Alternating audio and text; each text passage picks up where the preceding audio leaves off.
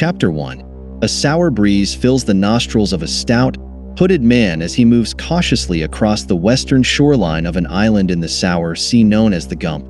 His beady black eyes dart quickly back and forth, looking for any signs of life among the array of purple sea-soaked crud balls, lemon-yellow whale vomit, bloated creature carcasses, and glistening green gut crystals. Blich, Blich. "Goo bean!"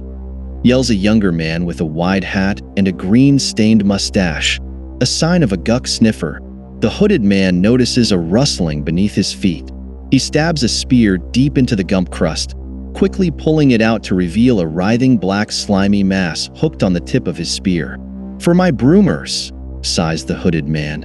"Kill it before it speaks," shouts the younger man. "You don't want to build empathy?" "I love you," squeals the goobean, before being crushed by the righteous foot of Blich. A clap of thunder can be heard in the distance, as the horizon begins to turn dark and the winds gain strength. Tempest. "Go home, Glux," orders Blich as he throws the glistening goobean into the sour sea.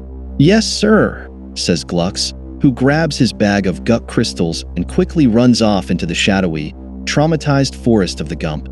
Blich stays behind to take a moment to stare into the horizon and sniff a finger of guck powder.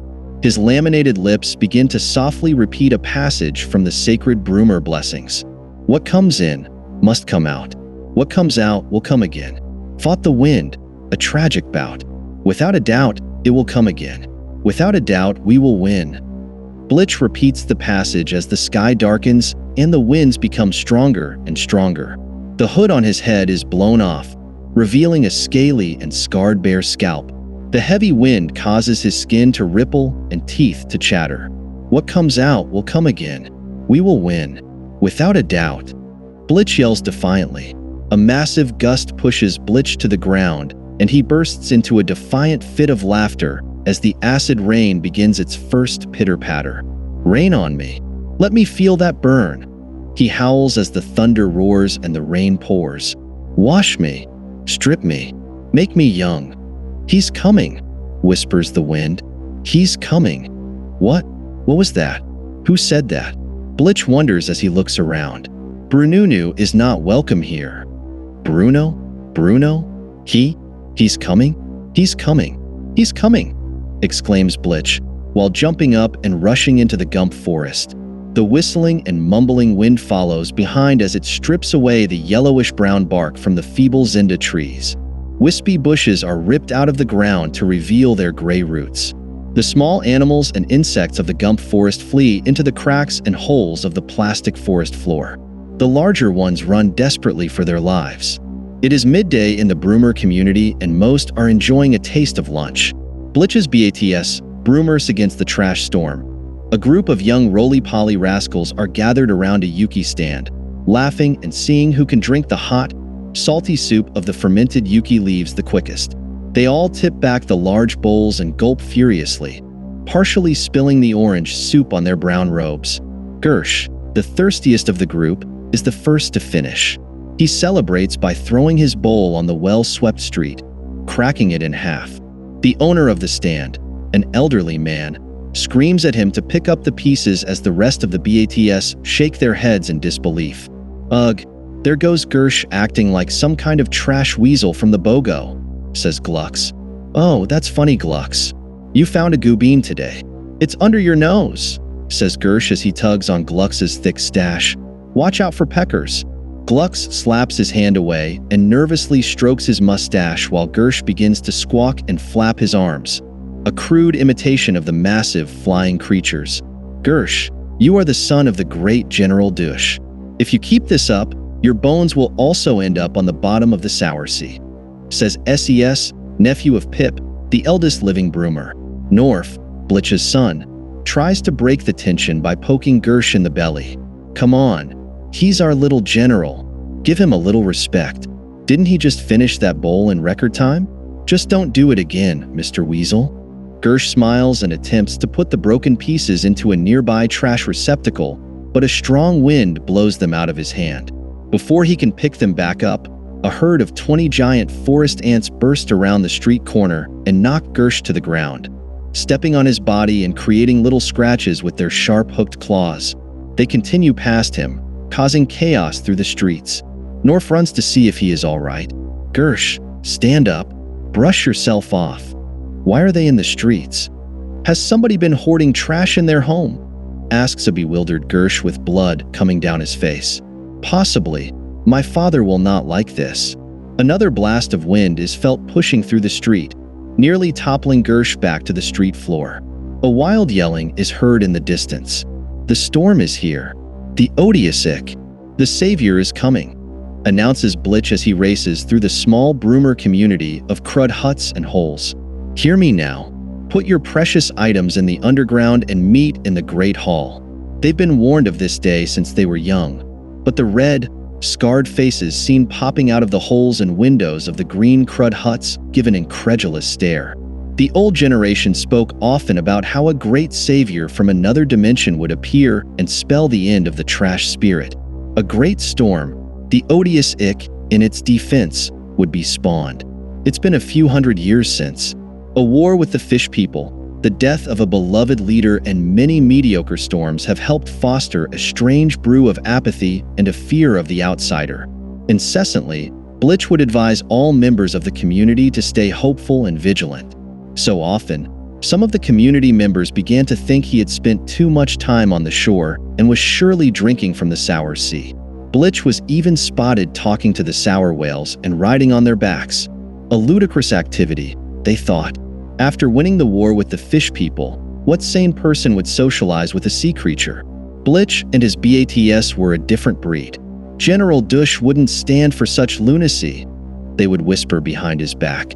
The sight of Blich running past their windows screaming and raving about a pending disaster was just another instance of obnoxious and rude behavior.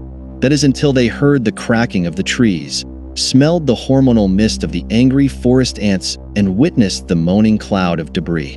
Their windows shattered. Children screamed.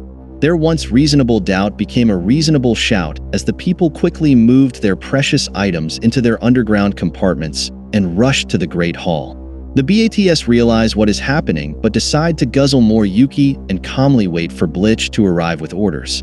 As he comes roaring around the corner, they toss the bowls at the Yuki stand owner and run to meet Blich.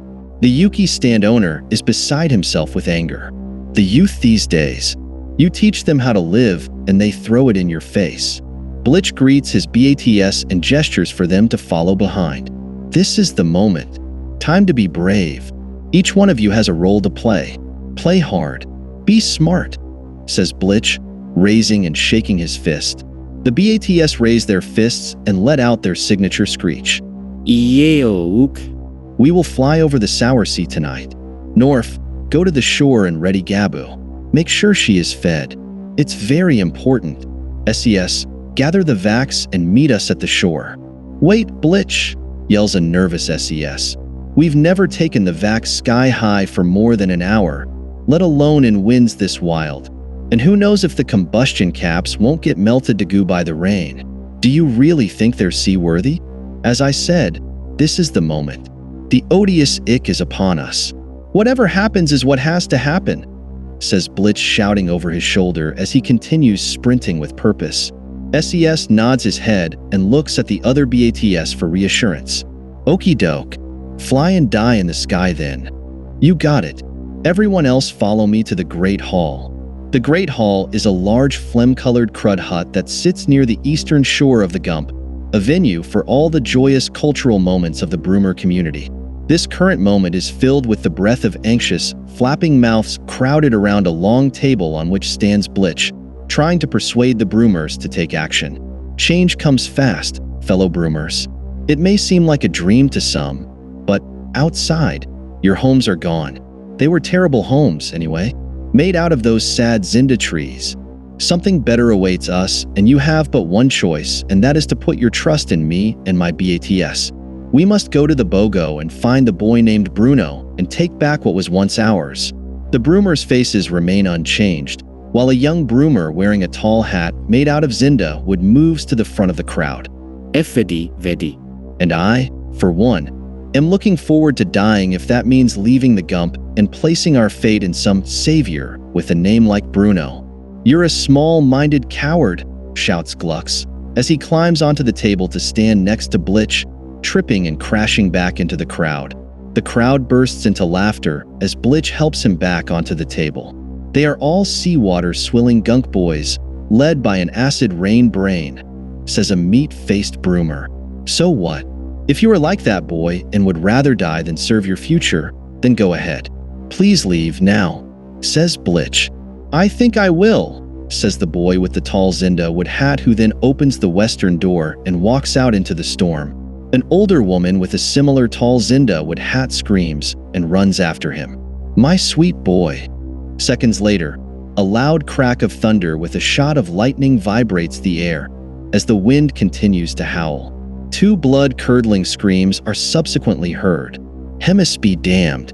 The storm is sucking them up," says a woman looking out of one of the three large triangle-shaped windows. The crowd of broomers rush over and shriek in horror. "There is somebody else still out there, and he or she is coming this way," says another fear-stricken broomer.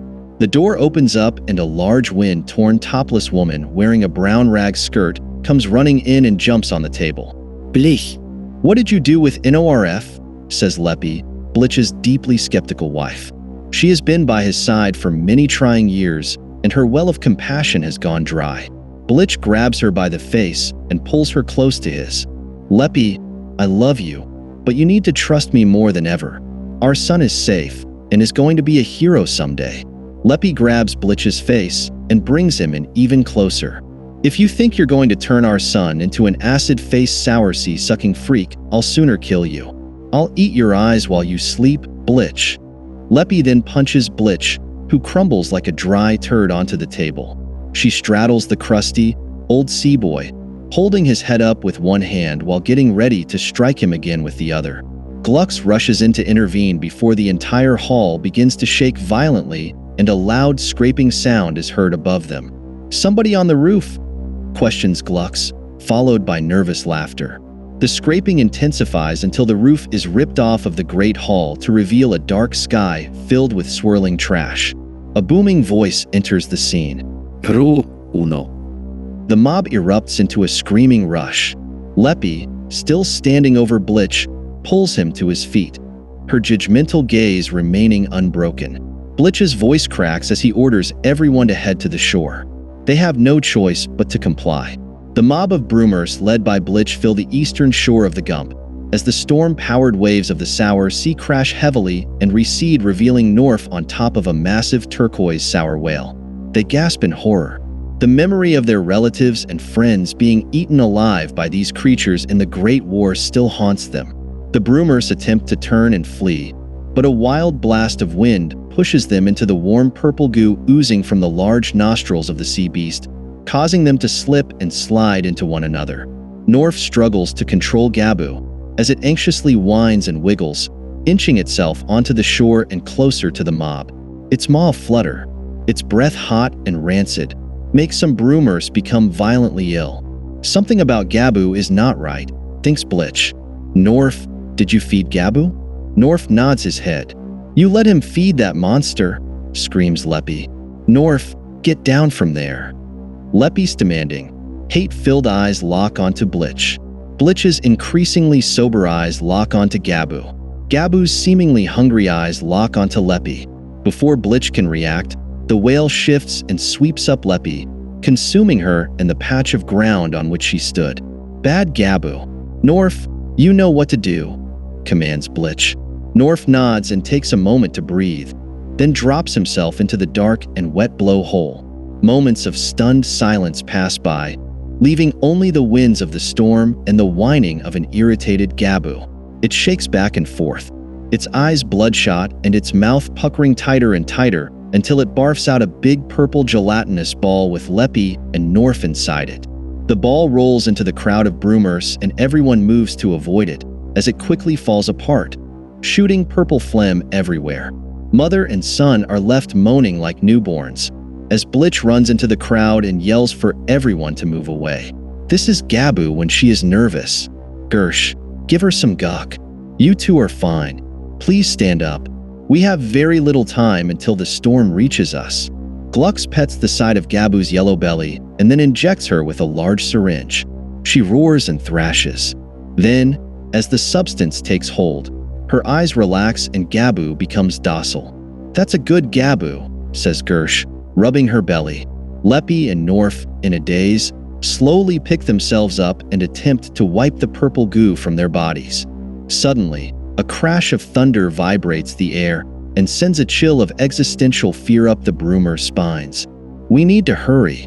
All of you need to line up and take refuge in the belly of the whale." Now, as you can see, these two were inside the whale, and they are not dead. Leppy seems better than ever. "Look at her face," says Blich.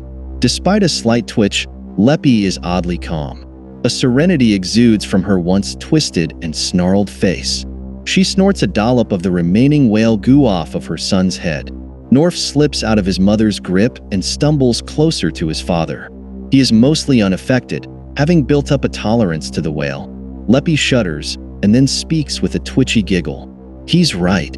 It's like being swaddled in a mother's hot, wet womb again, but at the same time very spacious, more than you'd think." The mob grumbles with disbelief. This is all a ploy for these sea-gulping goofballs to feed us to the very beasts that have picked our bones clean for years, yells a foolish Broomer before hucking a crud ball at the sour whale. The rock bounces off Gabu's glassy hide, with no reaction from the beast. A sign of whalish evil, the same icky tricks they used to massacre our elders. Another crash of thunder reverberates off the kaleidoscopic cliffs that run along the shore. A rock falls and crushes one Broomer, forcing the other Broomers to realize that they have no choice but to reluctantly, one by one, make the terrible journey into the dark recesses of the sour whale's gaping hole. Some fear they are feeding themselves to the whale. Others also believe this. Blich and the BATS cheer the Broomers along the way. The last Broomer to enter is Leppy. She sways back and forth, giggling, loopy from whale slime. Steadying herself, she hugs her family and waves goodbye to the BATS and the Gump. "I don't understand what in the Gump either of you are going on about in Blich. If anything happens to Norf, I will still chew your eyes out of your misshapen head. But I want you both to know that I love you. Okay, it's whale time, and Mama's gotta do her time." She turns, squeals, and disappears into the whale's mouth. Gersh pats Gabu and she closes her mouth and lowers herself below the turbulent surface. "All right, SES, hand out the vax and let's fly," yells Blich. The wind grows stronger and the booming voice reappears. "He's coming. That's right. And we will be there when he arrives," says Blich as the BATS lets out a screech. Yeouk. They flip the switch on their vax, creating a cloud of sand, as each member rises into the air and begins their journey over the sour sea.